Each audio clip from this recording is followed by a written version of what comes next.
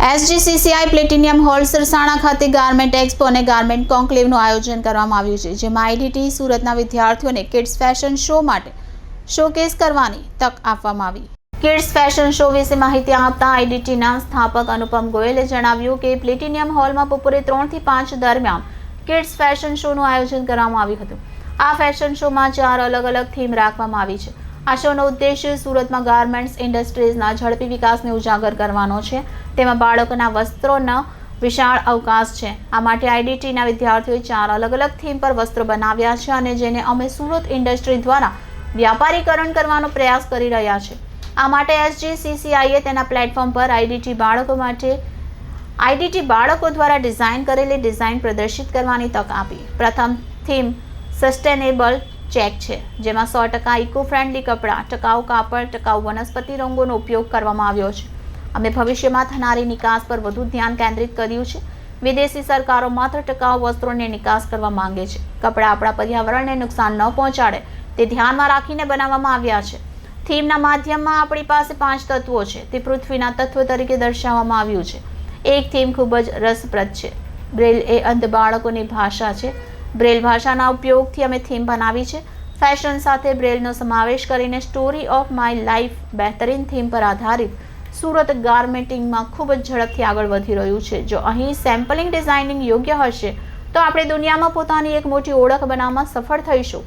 SGCCI platinum hall Sarsana ખાતે garment કોન્ક્લેવનું આયોજન કરી રહ્યું છે, જે અંતર્ગત IDT સંસ્થાના વિદ્યાર્થીઓને તેમની સર્જનાત્મકતા દર્શાવવાની તક આપવામાં આવી હતી. જેમાં વિદ્યાર્થીઓએ 4 અલગ-અલગ થીમ પર કામ કર્યું હતું. જેમાં વિદ્યાર્થીઓને છેલ્લા 45 દિવસથી ભારે મહેનત કરવી પડી હતી. ડિઝાઇન ગમે તે હોય તેનો કોન્સેપ્ટ ડિઝાઇનિંગ, મડબોર્ડ, થીમ બોર્ડ વગેરે તૈયાર કરી તેના વસ્ત્ર બનાવવામાં આવ્યા. આવા શો દ્વારા સુરતના ગાર્મેન્ટ ઉદ્યોગની સૌથી મોટી જરૂરિયાત ડિઝાઇનિંગને પૂરી કરવામાં સફળ રહ્યા. તેનું વ્યાપારી ઉત્પાદન અનેક ઉદ્યોગ દ્વારા કરવામાં આવશે. સુરતના બાળકોને મોડલ બનવાનો મોકો મળશે. જો બાળકોના વસ્ત્રો બનાવવામાં આવશે તો બાળકોનું ફોટોશૂટ થશે, જેથી બાળકોને ખૂબ જ સારી કારકિર્દી મળશે. નાના બાળકોને મોડલ બનવાની અને ફોટોશૂટ કરવા અને વોક કરવાનો મોકો મળશે. Ankita Goyal, director of institute of design and technology. Madam, आज किस तरह का कार्यक्रम रखा गया है?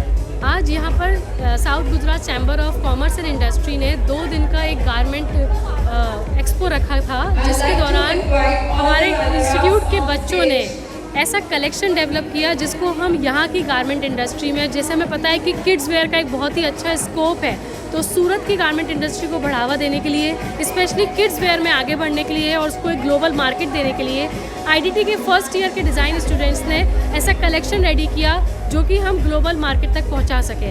तो उन्होंने ट्रेंड्स एनालिसिस कर आगे मार्केट में क्या आने वाला है या ग्लोबल मार्केट की रिक्वायरमेंट क्या होती है उसको देखते हुए ये पूरा कलेक्शन रेडी किया. और सूरत के ही नन्हे बच्चों ने 6 से 9 साल तक के बच्चों ने इस पर रैम्प वॉक किया.